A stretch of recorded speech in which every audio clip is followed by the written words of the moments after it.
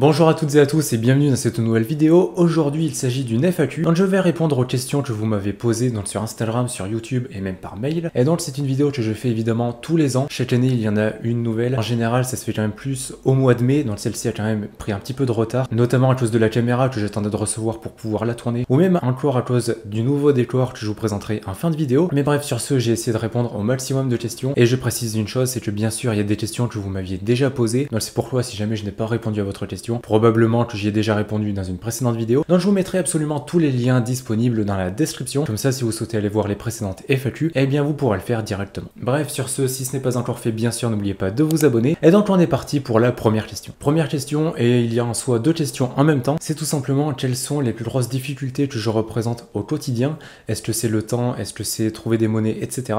Donc ça c'est la personne qui me fait ces suppositions. Et deuxième question, c'est combien de temps je travaille par semaine en moyenne. Donc déjà pour répondre à la question la plus rapide qui est combien de temps je travaille par semaine, je travaille en moyenne entre 60 et 70 heures par semaine, en sachant que bien évidemment ça prend en compte les tournages, la recherche d'idées, le montage, tout ce qui va être acheter des monnaies, vendre des monnaies, faire les commandes, aller à la poste, etc. Donc voilà, on est sur 60-70 heures en général. Dernièrement j'étais plus à 70 heures quasiment.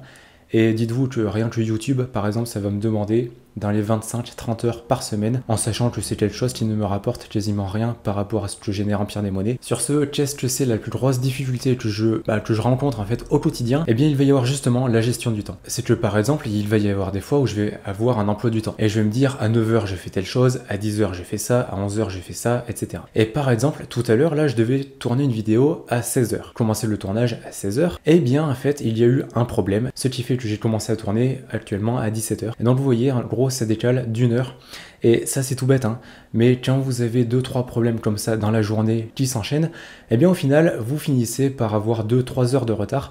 Et donc, la gestion du temps est juste un enfer. C'est juste très compliqué, en fait. Et du moins, moi, je n'arrive pas à gérer le temps correctement, ce qui fait que justement, je ne suis jamais dans les temps pour finir quelque chose, etc. Et après, il y a évidemment trouver des monnaies et tout ça qui est assez compliqué, mais ça, j'y reviens dans une prochaine question. Également, alors, quelque chose, ce n'est pas vraiment un problème en soi, mais ça en devient un.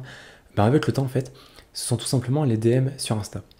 Alors, les DM sur Instagram, évidemment, plus la chaîne YouTube avance, plus le compte Instagram augmente, etc., en termes d'abonnés, bien sûr, plus j'en reçois tous les jours. Et c'est quelque chose qui, sans rire, il y a des fois, j'y passe facilement 1 heure par jour pour répondre aux gens, etc. Et dans tout ce flot, du coup, de messages, il y a des fois des gens qui vont être, désolés mais cons, hein, littéralement, qui ne comprennent que la moitié des choses. Si vous leur dites quelque chose, ils ne comprennent pas, etc. Mais ça reste une minorité, heureusement. Mais désormais, un truc que je reçois de plus en plus, c'est que en fait, des gens vont m'envoyer un message. Et ça, oui, bon, vous m'envoyez un message, ok.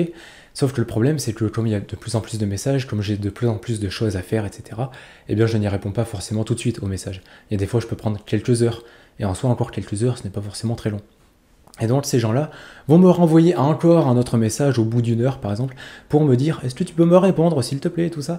Et la réponse est non. Si jamais vous m'envoyez un message que je ne vous ai pas encore répondu, c'est pas que je n'ai pas envie de vous répondre. C'est juste que j'ai autre chose à faire pendant ce temps. Si je fais du montage, je vais pas faire une coupure d'une demi-heure dans le montage pour pouvoir répondre, en fait. Donc vraiment, je gère tout ça en même temps, tous les messages en même temps, histoire de faire activité par activité. Et donc, s'il vous plaît, arrêtez de renvoyer des messages avant que je vous ai répondu, ça ne va pas accélérer les choses. Également, il y en a qui sont un petit peu plus futés, mais qui en même temps, ça m'énerve un peu plus, c'est tout simplement que certains, lorsqu'ils m'envoient un message, évidemment, je reçois une notification sur mon portable. Et ils se disent, il l'a peut-être pas vu, donc je vais lui renvoyer un autre message. Mais non, il n'envoie pas un autre message. Il like un autre message que j'ai déjà envoyé précédemment. Comme ça m'envoie encore une autre notif. Et ça, c'est juste extrêmement chiant parce que moi, je suis en train de faire mon montage, par exemple, j'ai besoin de me concentrer, puis je vois mon portable qui s'allume, qui n'arrête pas. Donc, s'il vous plaît, arrêtez de faire ça. Et alors, je dis que ça devient un problème. Là, pour certains d'entre vous, je pense qu'il y en a qui vont penser « Ouais, mais c'est bon, si ça t'arrive une fois toutes les 3 semaines, c'est pas grave. » Et en effet, mais quand c'est comme ça, 3-4 fois par jour, tous les jours, toutes les semaines, il y a un moment donné où ça devient quand même compliqué.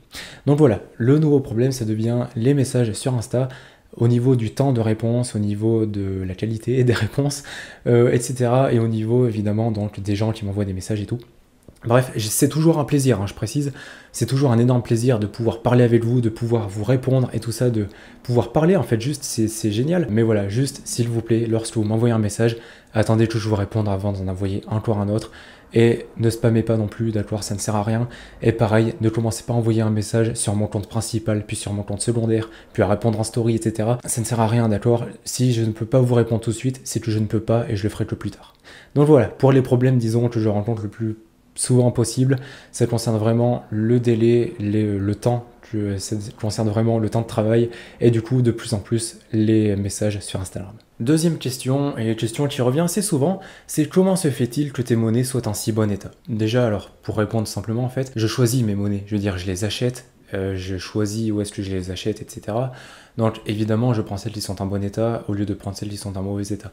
Donc ça, ensuite c'est logique. Mais après, pour savoir comment ça se fait qu'il y ait des monnaies qui ont 2000 ans qui sont en si bon état, eh bien c'est tout simplement le fait que il y a eu des millions et des millions de monnaies qui ont été frappées.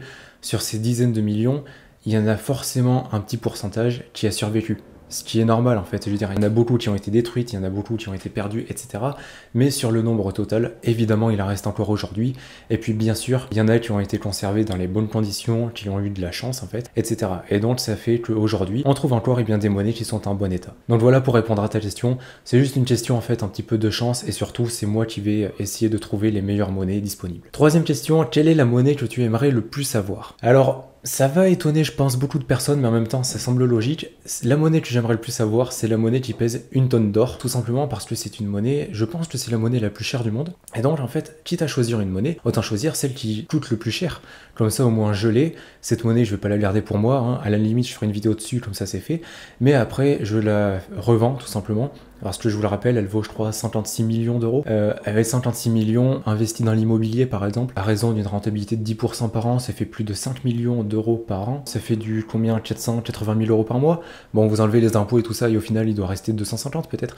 Mais c'est quand même pas mal pour vivre je pense. Donc voilà, ce serait tout simplement avoir cette monnaie pour pouvoir tout simplement la revendre. Après si je me tourne juste du côté coalition, ce serait bien sûr un Aureus Edmar. Donc voilà pour répondre à ta question. Nouvelle question, comment fais-tu pour être sûr qu'une monnaie soit vraie ou fausse? Eh bien ça tout simplement en fait, c'est avec l'habitude. C'est tout. Déjà en photo, j'arrive à le voir qu'une monnaie va être vraie ou fausse. Si j'ai un doute, je n'achète pas, tout simplement. Et après, une fois que je l'ai dans les mains, ça confirme ou non ce que je pensais. Et voilà, c'est tout en fait. C'est juste avec l'expérience, au fur et à mesure des années, bien sûr, vous êtes obligé de savoir si une monnaie est vraie ou fausse au premier coup d'œil, et rien qu'à la texture, rien qu'au poids, rien qu'à la manière dont elle est gravée, etc., vous arrivez à savoir si elle est vraie ou fausse. Donc voilà, en soi, c'est juste une question d'habitude, tout simplement. Petite parenthèse, pas pour vous dire de mettre un pouce bleu, même si ça peut être pas mal, mais il y a mes voisins qui font des travaux à côté. Voilà. Il y a la mère qui parle un petit peu trop fort également, donc si jamais vous entendez des bruits et tout ça, c'est normal, ce sont les voisins. Voilà, je suis désolé, malheureusement, dès que je tourne une vidéo, faut qu'il fasse du bordel derrière le mur. Bref, j'en rigole, mais c'est nerveux, et sur ce, on passe bien sûr à la prochaine question. Nouvelle question, vas-tu faire des vidéos en anglais? Non. Parce que, alors, je comprends l'anglais, je peux le lire, je peux comprendre et tout ça, l'écrire et tout, mais à l'oral, j'ai pas un accent qui est incroyable, donc je ne vais pas faire des vidéos en anglais, surtout que du coup, je délaisserai toute la francophonie, etc., et j'ai pas envie. Et surtout, pour remédier à ça, parce que j'ai quand même envie que mes vidéos soient vues par le plus grand nombre de personnes, et surtout qu'elles soient comprises par le plus grand nombre de personnes, eh bien, toutes mes vidéos sont sous-titrées, en anglais, en allemand, en portugais, en espagnol. Il y a vraiment toutes les langues possibles et imaginables, il y a du coréen, il y a du japonais, il y a du chinois si vous voulez, enfin bref. Évidemment, il y a quand même beaucoup de fautes dedans, parce que bien sûr, ça reste de la traduction qui va être automatique, mais bon, disons que ça apporte quand même un petit plus, et voilà, désolé pour toutes les personnes qui ne comprennent pas forcément le français qui regardent cette vidéo, mais voilà, les sous-titres sont activés, ils sont disponibles depuis, bien sûr, toutes les vidéos, que je tourne toutes les nouvelles vidéos, et ce depuis plusieurs semaines désormais. Donc voilà, pour répondre à la question, non, je ne ferai pas de vidéo en anglais, mais toutes les vidéos sont désormais sous-titrées en anglais et en plein de langues différentes. Nouvelle question, je vais prendre du temps pour y répondre, je sens, c'est est-ce que tu vends en brocante ou dans des salons, des bourses de numismatique et tout ça? Ça m'est déjà arrivé, alors pas dans des salons ni dans des bourses, mais ça m'est déjà arrivé de vendre en brocante. Alors c'était pas en tant que pro, mais c'était en tant que perso, et je pense que je ne le referai plus parce que en fait, j'aime pas l'ambiance. J'aime pas beaucoup l'ambiance qu'il y a dans les brocantes. Je trouve que ça fait très bof, en fait.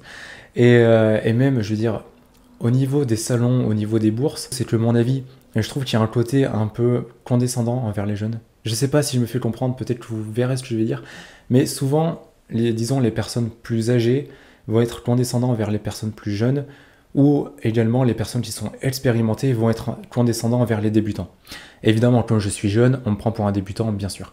Et donc c'est pour ça que j'aime pas du tout ce regard en fait que les gens ont par rapport à ça, et c'est pour ça que je reste un petit peu extérieur à tout ça et j'essaie de pas trop me mettre dedans, même si évidemment ça m'arrive des fois d'aller dans des bourses, hein, bien sûr, ou dans des brocantes, mais voilà, c'est pas quelque chose que j'aime particulièrement faire. Et également, il y a un truc que je n'aime pas dans les brocantes, ça va être, il y a toujours Jean-Michel qui va se ramener, Jean-Michel qui évidemment siffle. Ça déjà c'est obligé, sinon il s'appelle pas Jean-Michel, d'accord. Il est toujours là avec sa clope en train de fumer aussi, bien entendu, ça aussi c'est normal. Et à chaque fois il va se ramener devant votre stand en sifflant, bien sûr, et ça donne à peu près ça.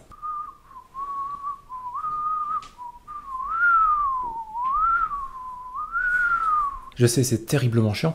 Et à chaque fois, cette personne va vous regarder, souvent de travers quand même, et va être en mode « C'est combien cette monnaie-là » Bon, déjà, il dit jamais bonjour, bien entendu, hein, ça, évidemment, c'est logique. Et si jamais vous lui dites 10 euros, par exemple, hein, peu importe le prix, il va vous regarder, et puis il va être comme ça. 2 euros, ça le fait, mon petit ? Et bah non, en fait. Et dire juste casse-toi. À un moment donné, je veux dire, ça marche pas. Mais bref, enfin bon, voilà, c'est pour ça que j'aime pas vraiment tout ça. Et puis après, il y a toujours le truc de, si jamais vous lui dites non, il vous regarde encore plus de travers. Et puis après, il est comme ça. Ouais, bon, je vais faire un tour et puis je vais voir.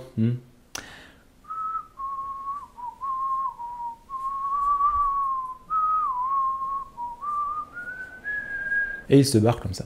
Bref, c'est pour ça que j'aime pas particulièrement, je sais c'était très long pour expliquer, mais voilà, j'aime pas spécialement l'ambiance des brocantes, voilà, en soi, et pareil des salons numismatiques et tout. C'est juste mon avis, hein, bien entendu, mais je trouve vraiment que dans la numismatique en général, il y a un truc très condescendant envers les expérimentés et les débutants en fait. Dire même l'autre fois, j'avais demandé sur Instagram, qu'est-ce que vous aimez le moins dans la numismatique? Ou quel est votre plus gros problème? Voilà, c'était ça la question. Quel est votre plus gros problème dans la numismatique? Et il y a quelqu'un, déjà, qui disait numismatie, hein, ça n'existe pas numismatie, il faut arrêter avec ça, c'est numismatique, d'accord? Et cette personne, qui déjà, de base, n'est pas foutue de l'écrire correctement, et qui faisait des fautes absolument tous les mots, eh bien, se permettait de dire, ce que je déteste le plus, eh bien, ce sont les débutants. Comme s'il n'avait jamais été débutant lui-même. Donc, je ne comprends pas, c'est un peu comme ceux qui sont conducteurs et qui détestent les permis A. À un moment donné, tout le monde a été permis A, donc soyez un petit peu compréhensif, disons. Je veux dire, ok, il y a des débutants, ils font des erreurs, c'est normal, ce sont des débutants. Donc de là à détester tous les débutants, je vois pas trop le problème d'être débutant. Mais enfin bref, ça dans la numismatique, c'est vraiment quelque chose qui, je trouve, est général, qui revient assez régulièrement, et c'est pour ça que je n'aime pas trop tout ce qui va toucher au regroupement justement de numismat et tout ça, parce que je trouve qu'il y a justement une ambiance que je n'aime pas, voilà, tout simplement. Alors voilà pour répondre à ta question, c'était un peu long. Est-ce que un jour je vendrai? Je ne m'en enlève pas le droit, mais ça reste à voir, bien entendu. Voilà, je ne dis pas non, je dis pas oui, mais peut-être un jour. Là, ce que je pense qui est sûr, c'est que les brocantes, c'est mort. Donc voilà. Nouvelle question, est-ce que tu utilises des pinces de numismatique ou est-ce que tu utilises des gants, etc. Et aussi, est-ce que c'est nécessaire? Alors, non. En fait, j'en utilise quasiment jamais, en fait. Alors, je vais en utiliser uniquement sur les monnaies que je considère comme étant importantes, comme étant de belles monnaies, ou sur les monnaies qui sont neuves. Par exemple, je sais pas, si j'ai une pièce, par exemple, si j'ai une monnaie française qui va être neuve, ou si j'ai, je sais pas, une pièce d'euro qui va être neuve. Bon, en pièce d'euro, c'est un peu différent parce que j'en vends pas. Mais disons que si jamais, voilà, j'ai une pièce qui réellement est neuve et que je risque de mettre des traces de doigts dessus, oui, là évidemment, je vais m'en servir. Ou si j'ai une monnaie comme, par exemple, un Aureus que j'avais en février, donc là, oui, bien sûr, je vais porter des gants, etc. En général, non, parce que ce sont des monnaies, je parle pour les monnaies romaines, mais ça vaut pour quasiment toutes les monnaies, ce sont des monnaies qui sont passées dans des dizaines et des dizaines de mains, donc en soi, d'une personne de plus ou de moins, les manipuler, ça change pas grand chose, et puis dans tous les cas, je les suis juste après avec, vous savez, un chiffon doux, etc. Histoire que si jamais il y a de la transpiration ou de la poussière dessus, eh bien que ce soit enlevé. Donc voilà, je n'en utilise pas. Est-ce que c'est nécessaire? Je considère que non, même si bien sûr, sur les monnaies qui sont neuves, ou sur les monnaies qui sont vraiment en très très bel état et tout ça, oui, là ça reste indispensable. Et évidemment, utilisez des choses qui sont adaptées pour vos monnaies. Après, truc comme ça, mais n'utilisez pas des pinces à épiler pour manipuler vos monnaies. Je l'ai déjà vu, hein, c'est pour ça que j'en parle, mais il y a des gens, vous savez, les pinces à épiler, enfin les trucs en fer, quoi, directement, il y a des gens qui manipulent les monnaies avec ça, donc honnêtement, vaut mieux mettre une trace de doigt sur ta monnaie plutôt que de la rayer. Donc, utilisez soit des vraies pinces, soit n'utilisez rien du tout. Mais voilà, utilisez juste du matériel adapté et honnêtement juste sur les monnaies où ça vaut vraiment le coup et pas forcément sur toutes les monnaies. Donc voilà, pour répondre à ta question, c'est nécessaire que dans certains cas. Nouvelle question, est-ce qu'il faut mettre un pouce bleu et s'abonner à ta chaîne YouTube? Bien entendu, évidemment faites-le. Bon voilà, c'était pour introduire le sujet. S'il vous plaît, si vous n'avez toujours pas mis un pouce bleu et que vous n'êtes toujours pas abonné, si vous regardez une FAQ, c'est que vous êtes intéressé, je pense quand même. Donc s'il vous plaît, si vous n'êtes toujours pas abonné, faites-le. Parce que je crois que 60% des gens qui regardent mes vidéos ne sont toujours pas abonnés. Donc voilà, s'il vous plaît, faites-le. Moi, ça me soutiendra juste énormément. Et en plus, on est bientôt à 10 000 abonnés, d'accord? Donc, une vidéo d'ailleurs arrivera, ça, ce sera normalement la semaine prochaine, puisque le palier sera passé normalement et bien, au moment où sort cette vidéo. Donc voilà, déjà, merci beaucoup, mais je vous remercierai plus dans la vidéo justement des 10 000 abonnés. Mais bref, évidemment, n'oubliez pas le pouce bleu et l'abonnement. Et donc, on est parti pour la prochaine question. Nouvelle question, est-il dur de trouver des nouvelles monnaies, de gérer les stocks, les arrivages, etc. Oui, c'est terriblement chiant, c'est terriblement compliqué. Parce que, alors par exemple, là ça va un peu mieux. Mais il y a, je crois que c'était il y a 1 mois et demi, 2 mois environ, eh bien par exemple je ne trouvais absolument aucune monnaie. Ce qui fait que réellement, je crois que je n'ai pas acheté une seule monnaie sur tout le mois de mai par exemple. Vous voyez ce que je veux dire? Parce que je ne trouvais rien. Enfin si, il y a des choses bien sûr, mais ce sont des choses sur lesquelles je ne peux pas faire de marge, et donc à un moment donné, si je ne peux pas faire de marge, ça ne sert à rien que j'achète. Et donc c'est tout ça qui est très compliqué. Faut vraiment chercher énormément, et je cherche en moyenne 1 heure par jour pour trouver des monnaies, par exemple, pour vous dire en fait. Donc 7 heures par semaine si vous préférez. Et donc c'est pour ça, c'est vraiment très compliqué à gérer. Après en termes de stock, j'ai par exemple alors, des monnaies comme ça. Donc ce sont des lots de Numus, de Folis, etc. Alors ce ne sont pas non plus des monnaies en très très bon état, bien entendu, ce sont des choses qui vont se vendre sur le site à 7-8 euros environ, et j'ai des dizaines du coup de monnaies comme ça, et ça en fait ce sont des sortes de monnaies bouche-trou en fait, qui vont servir pour les arrivages, là où je trouve pas beaucoup de monnaie, là où j'ai pas assez de monnaie par exemple pour faire un arrivage correct. Donc voilà, est-ce que c'est compliqué? Oui, après il faut mettre différentes stratégies en place, etc. Et surtout, il faut avoir confiance dans les gens. Parce que il y a des fois, j'achète des monnaies, je me mets en d'accord avec la personne et tout ça, et la personne, au lieu de m'envoyer la monnaie le jour d'après, parce qu'elle pourrait très bien le faire. Non, elle prend 3-4 jours pour l'envoyer, et moi qui avais prévu de la mettre 1 semaine après sur le site, eh bien c'est foutu. Donc voilà, c'est tout ça, il y a plein d'inconnus en fait à prendre en compte, et c'est tout ça qui est compliqué, mais malheureusement il faut s'adapter comme on peut. Donc voilà, est-ce que c'est compliqué? Totalement. Alors maintenant, nouvelle question, je me suis perdu dans les questions, ça sera gardé au montage. Voilà, si tu devais choisir une seule monnaie de ta collection, laquelle ce serait? Eh bien, question très intéressante parce que, en fait, je savais pas trop. J'ai réfléchi quand même pour cette vidéo, j'ai réfléchi. Mais en fait, je me disais, j'ai un denier de Jules César qui est éclaté, hein, on va pas se mentir, mais c'est une monnaie qui est quand même de Jules César, donc je suis content. Après, j'ai un denier de Marc-Antoine qui, pareil, est quand même assez sympa. Mais à côté de ça, j'ai ma toute première monnaie romaine, un humus de Constance II. Et c'est elle, en fait, que je garderai parce que c'est grâce à elle que j'ai commencé ça, c'est grâce à elle si j'en suis là où j'en suis aujourd'hui. Et c'est grâce à elle, c'est vraiment grâce à cette monnaie que l'empire des monnaies existe. Je veux dire, sans elle, eh bien, je sais pas ce que je ferais de ma vie actuellement. Donc, probablement autre chose, bien sûr, mais voilà, je ne serais pas numismate, ça c'est sûr. Donc, c'est pourquoi, voilà, ce serait elle que je garderais uniquement pour le côté symbolique. Parce qu'en termes de rareté, en termes de prix et tout ça, ouais, elle doit coûter 10 euros, donc bon, voilà, en termes de prix, on a quand même vu mieux. Donc voilà, je garderai ma toute première monnaie romaine. Et nouvelle question très intéressante, comptes-tu faire des placements de produits dans tes vidéos? Oui, je compte en faire. Après, il faudrait que les marques me contactent. Ça serait pas mal. D'ailleurs, si jamais vous êtes le patron d'une marque ou dans une boîte, etc., n'hésitez pas, il n'y a pas de souci, je veux bien vous faire de la pub, évidemment, des placements de produits, bien sûr. Alors pourquoi je compte en faire? Parce que, évidemment, ça rapporte de l'argent. Première chose, hein, bien sûr, mais surtout ça me permettrait de me payer plus, bien sûr, de payer les caméras, de payer tout ce qui est matériel et tout, parce que ça coûte cher. Je veux dire, la caméra qui me filme, je l'ai payé 900 euros. Ça déjà c'est un prix. Ensuite il a fallu que j'achète un autre objectif, ça va être 200 euros. Ensuite pour faire des vidéos plus différentes, j'ai acheté un drone récemment. Ça c'est 500 euros aussi.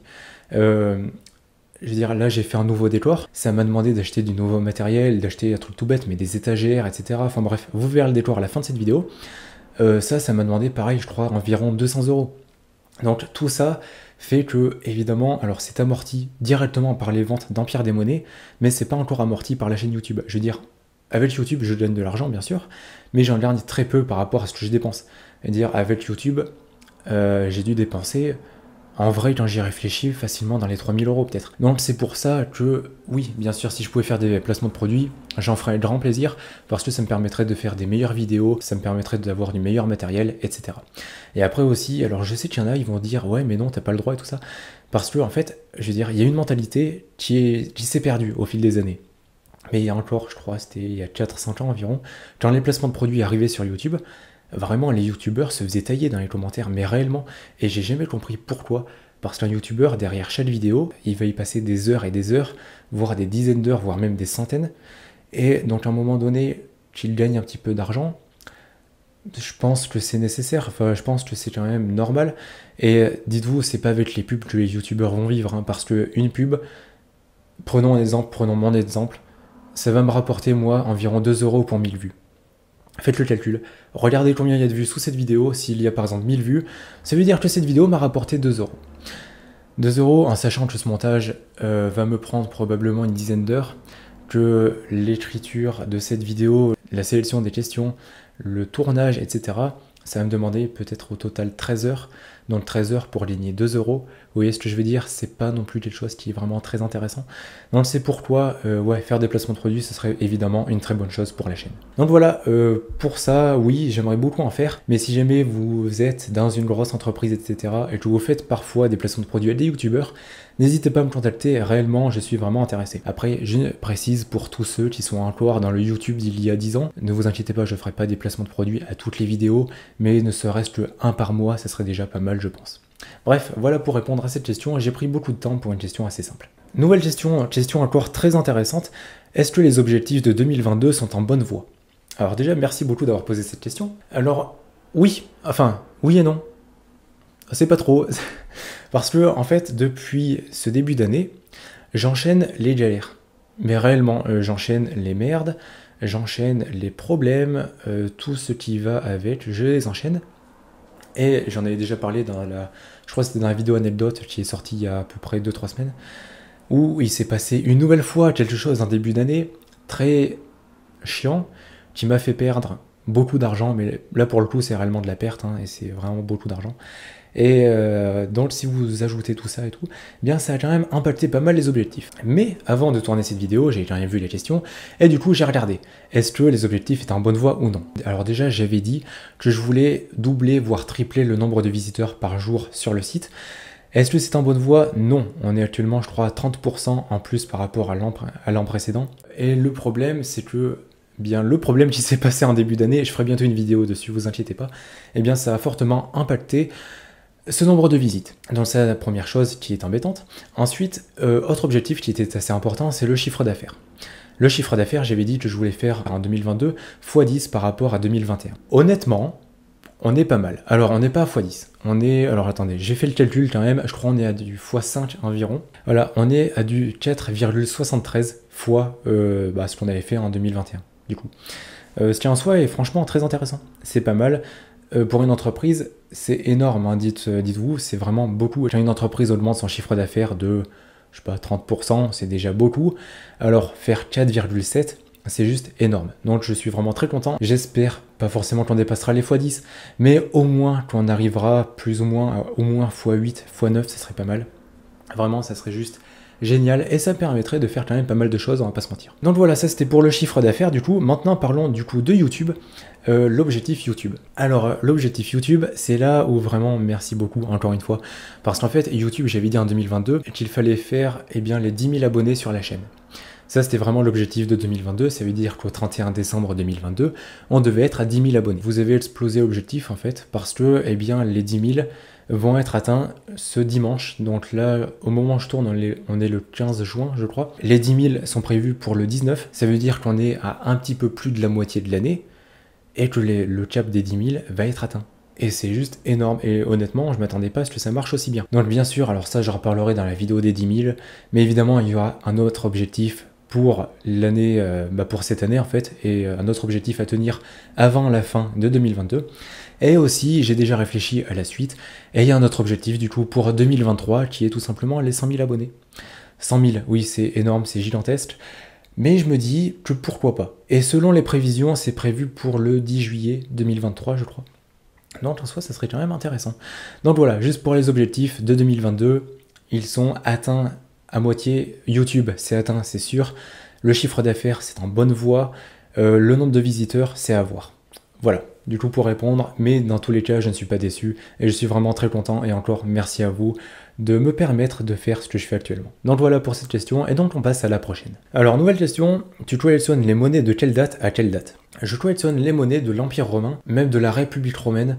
Donc la République romaine, ça commence en... je sais plus du tout, ça doit être moins 200 avant Jésus-Christ, un truc comme ça. Et ce jusqu'à la fin de l'Empire romain, donc en 476. À côté de ça, je collectionne également les monnaies de Napoléon III. Très étonnant, pourquoi? Bah, en fait, je sais pas trop, mais j'aime bien ces monnaies. Et donc toutes les monnaies, évidemment, sous Napoléon III. Donc de 1852 à 1870, si je dis pas de bêtises. Et puis c'est à peu près tout. Mais voilà, en gros, globalement, les monnaies romaines et les monnaies de Napoléon III. Et après, est-ce que je continue ma collection? Ma collection est en pause depuis environ 2 ans, à peu près, parce que je me concentre uniquement sur Empire des monnaies. Et honnêtement, bah, si jamais je continuais de collectionner, il y aurait des fois où j'achèterais des monnaies pour Empire des monnaies, puis moi-même je les rachèterais directement à mon entreprise. Ce serait une très mauvaise chose. Donc c'est pourquoi je ne le fais pas et j'ai arrêté entre guillemets ma collection, et surtout ma collection est en suspens actuellement. Mais c'est pas grave, ça je m'y remettrai plus tard, j'ai le temps. Et donc voilà du coup pour ce que je collectionne, les monnaies romaines et les monnaies de Napoléon III. Alors nouvelle question, est-ce que c'est compliqué de vendre des monnaies en dehors des monnaies romaines, des monnaies gauloises, des grecques, des féodales, etc. Ça dépend.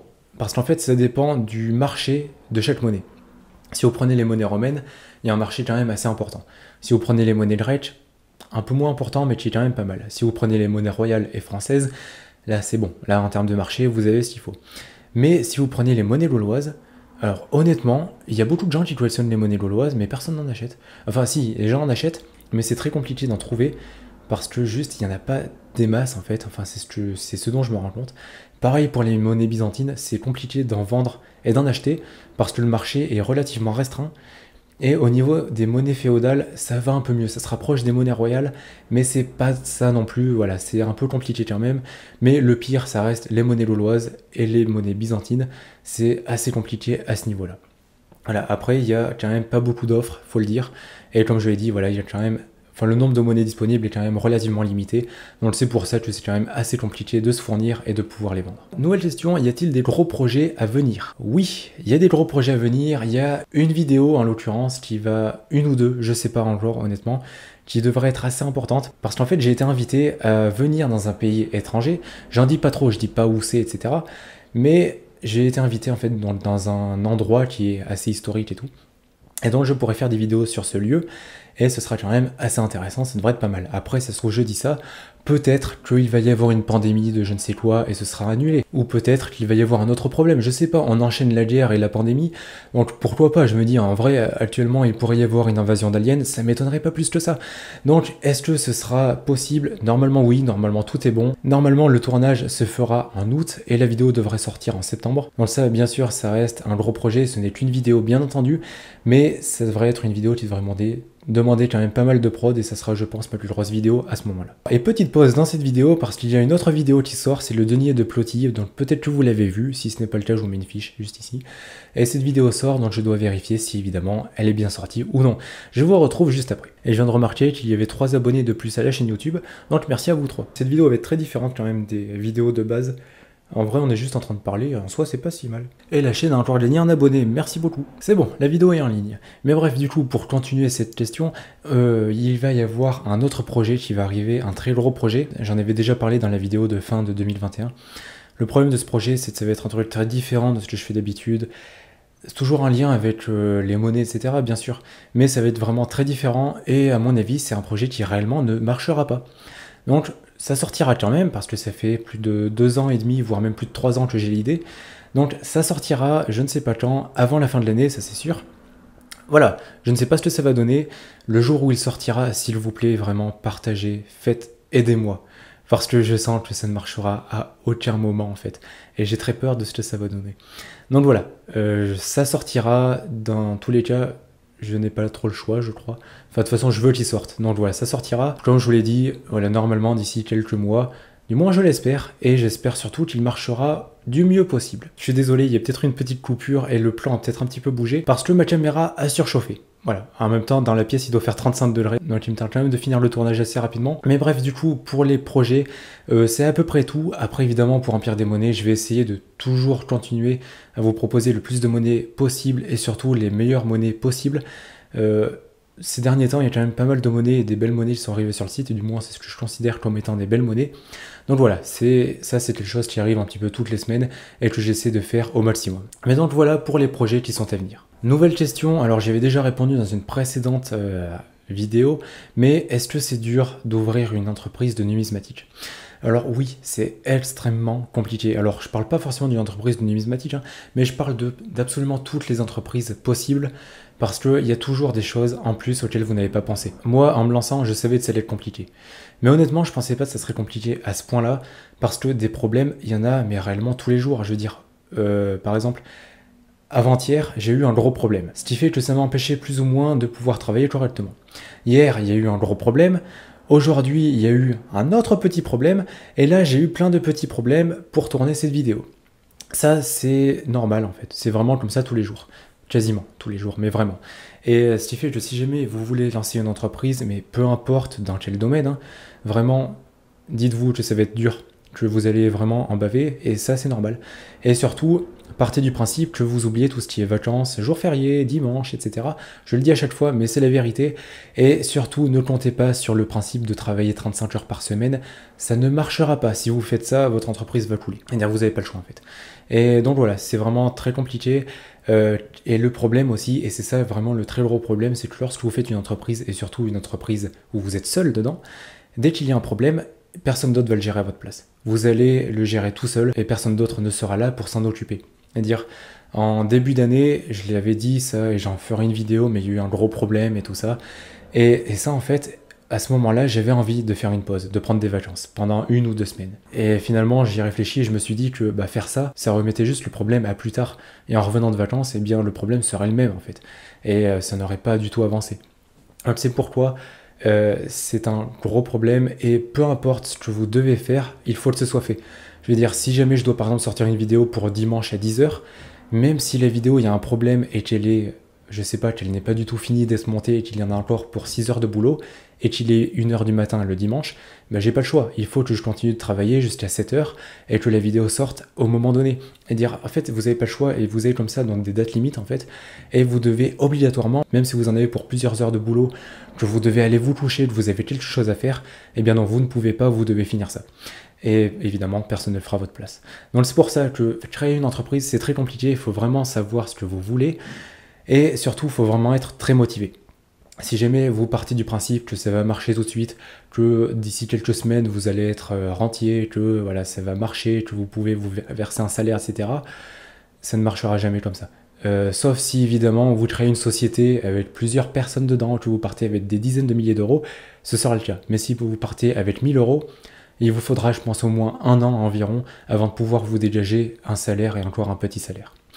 Donc voilà, pour ce que je pense de créer une nouvelle entreprise, c'est compliqué, c'est très dur, mais après, est-ce que ça en vaut le coup? Je considère que oui. Après, c'est évidemment mon choix, c'est ma manière de penser, mais je considère que je préfère faire ça du moins que d'avoir un job à 35 heures par semaine qui ne m'intéresse pas forcément.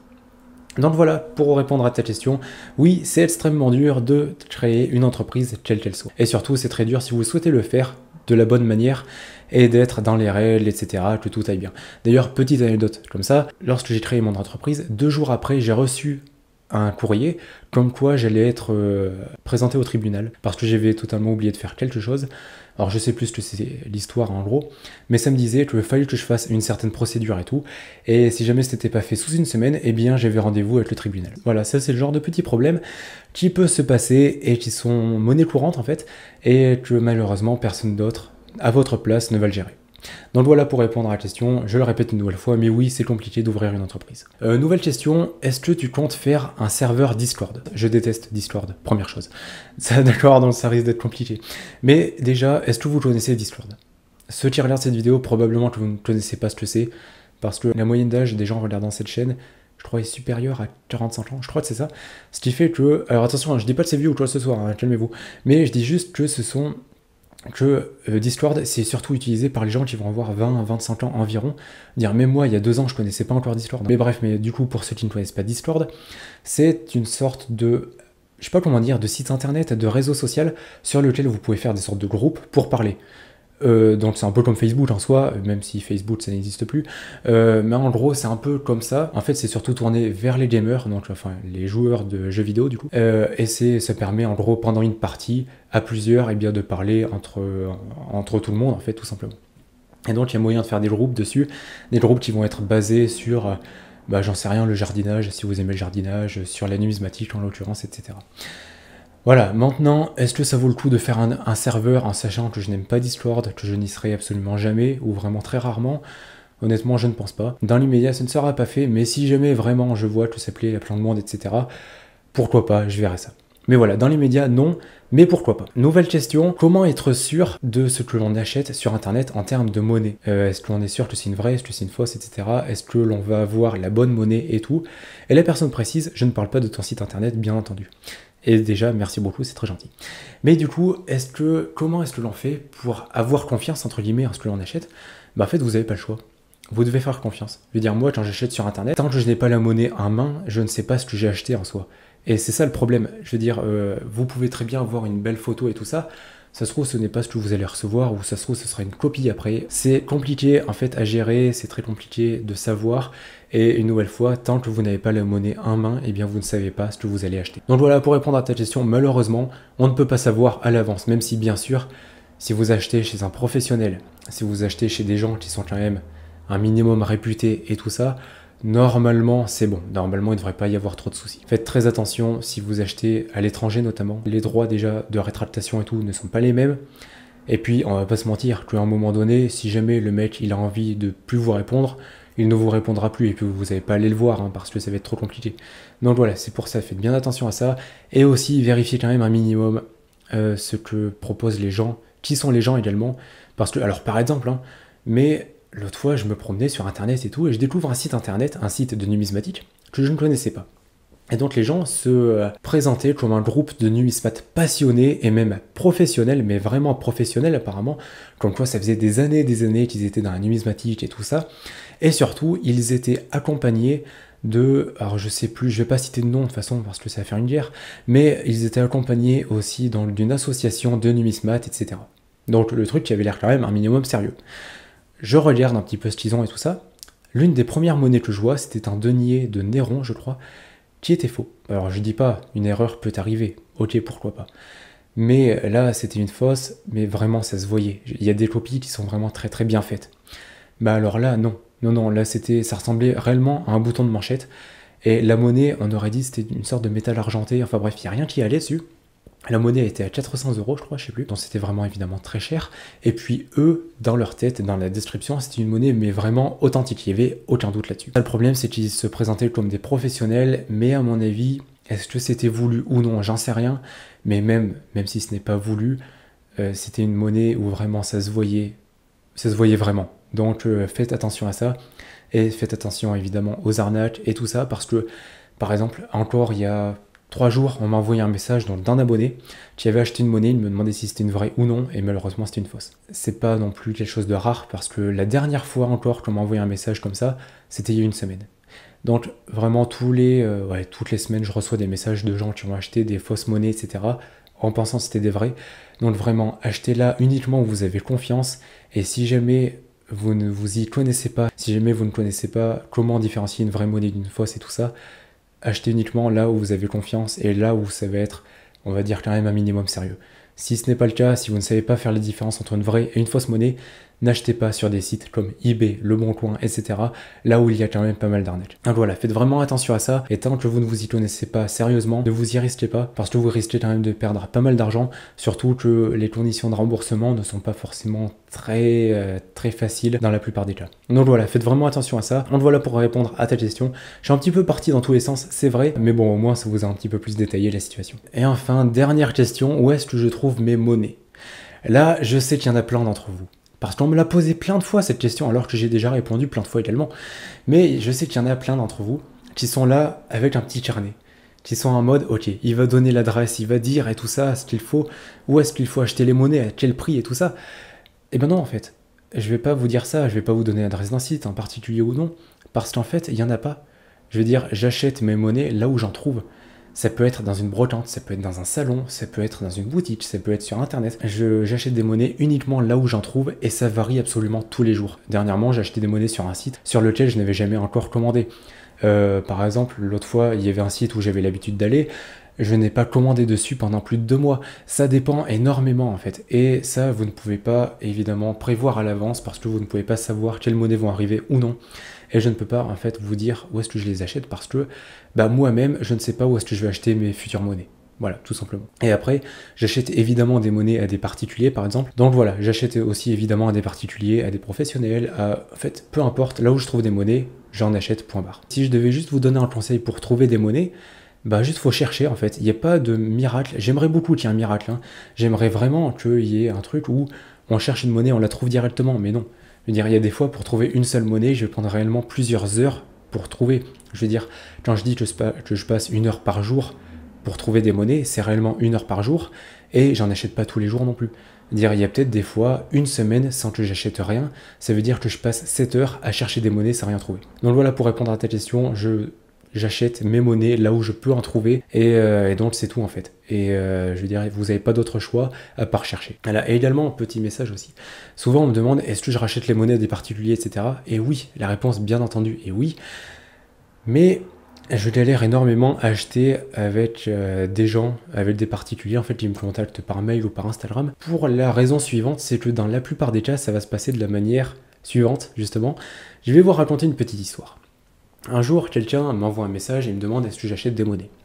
Du coup, je lui réponds quelques heures après, oui, je achète des monnaies, bien sûr. Cette personne, du coup, après, au bout de 3 jours, me demande qu'est-ce que je cherche comme monnaie. Je lui dis que je cherche principalement des monnaies romaines, mais que je suis ouvert à toutes les propositions. Cette personne me recontacte 3 jours après, une nouvelle fois. Ça fait déjà 6 jours, hein, je ne sais pas ce qu'il a à vendre. Et là, il m'envoie donc des photos de ces monnaies. Les photos étaient floues, étaient beaucoup trop loin. Je veux dire, ces photos, à chaque fois je dis la même chose, mais réellement elles étaient prises depuis l'ISS, d'accord? Et c'était très compliqué. Bon, ce qui fait que je ne voyais absolument rien. En plus, la photo était floue, il n'y avait pas d'éclairage, il n'y avait rien. Donc je n'y vois rien dessus. Du coup, je leur envoie un message en lui disant est-ce que tu peux me faire des photos un petit peu plus proches quand même, ou de plus belle qualité, etc. Et il me dit oui, ne t'inquiète pas, je te fais ça dans la soirée. Bien sûr. 1 semaine après, il me renvoie un message et il me dit voilà, je suis désolé, j'avais rendez-vous avec Barack Obama, je ne pouvais pas te répondre. Bon, c'était pas ça la raison, bien entendu, mais disons que c'était un truc qui, honnêtement, qui n'avait absolument rien à voir. Et faire des photos, ça prend 2 minutes. Même si vous êtes le mec le plus occupé au monde, vous avez à un moment donné 5 minutes dans votre journée pour faire des photos. Mais ça, c'est pas un souci, c'est pourquoi pas, j'ai envie de dire. Donc il me renvoie des photos et du coup, je lui demande les prix. J'ai jamais eu de réponse. Donc je veux dire, après, peut-être qu'il avait pas d'idée, j'en sais rien. Hein. Mais je lui demandais quand même des fois qu'il ait, je sais pas, une idée, une attente, etc. Est-ce qu'il avait une idée des prix? Et j'ai jamais eu de réponse, j'attends toujours. Après, ça, ce n'est pas un cas isolé. L'autre fois, il y a pareil, quelqu'un qui m'a dit est-ce que tu achètes les monnaies, etc. Je lui ai dit que oui. Il m'a dit d'accord, je t'envoie les photos demain. Ça fait 6 mois qu'il m'envoie les photos demain, d'accord? Donc, c'est compliqué d'acheter des monnaies parce que ça dépend sur qui vous tombez, c'est très compliqué. D'avoir confiance en la personne aussi, c'est très compliqué en fait, juste de pouvoir compter sur une personne et surtout de pouvoir acheter des monnaies rapidement et facilement. Parce que quand je dis ça, mais réellement en moyenne avec les gens, j'y passe 2 semaines avant qu'on trouve un accord, hein, mais réellement. Après évidemment, il faut encore qu'ils aient le temps d'envoyer les monnaies, le temps qu'ils reçoivent l'argent, etc. Et ça c'est tout un problème à prendre en compte et c'est très très chiant et du coup après ça met en retard les arrivages et tout ça. Donc voilà, pour résumer ça, et voilà, c'était juste la petite histoire pour vous dire à quel point c'est compliqué et pour vous dire où je trouve mes monnaies du coup.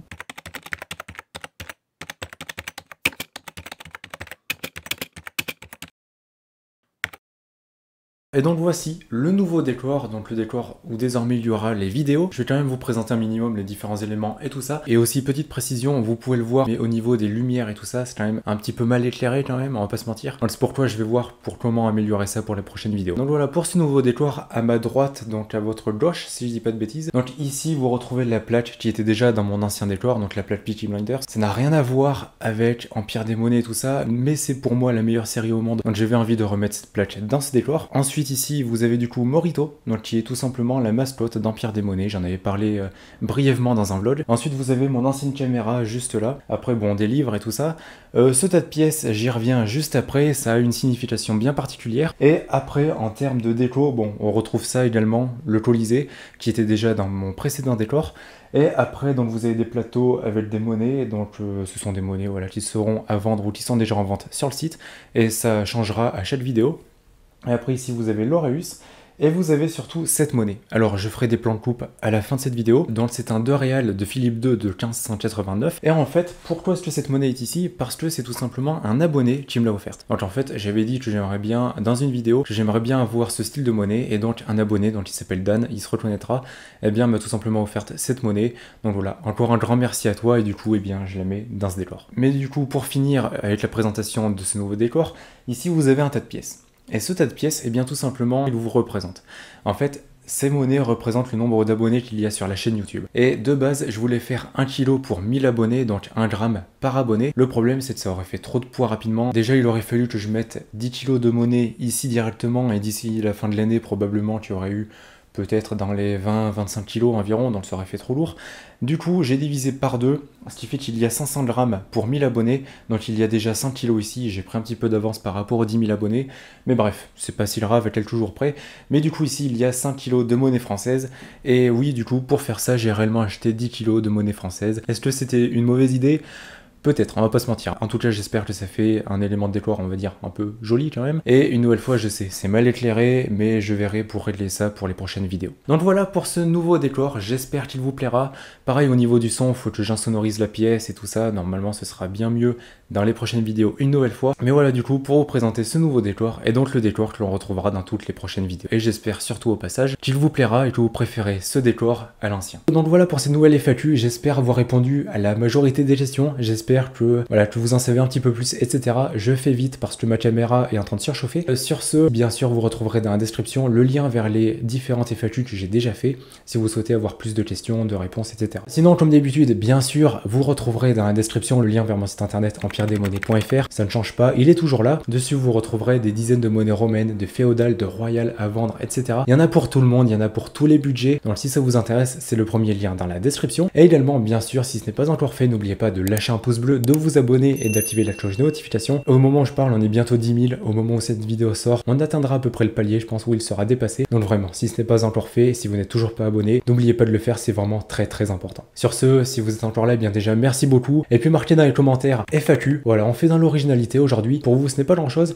mais pour moi, ça signifie énormément. Donc voilà, merci encore d'être resté jusqu'à la fin de cette vidéo. Une vidéo qui, je pense, sera très longue. Mais merci encore d'être encore là. Évidemment, comme d'habitude, prenez soin de vous et de vos proches. Et puis bien sûr, on se retrouve dans une prochaine vidéo. Allez, salut!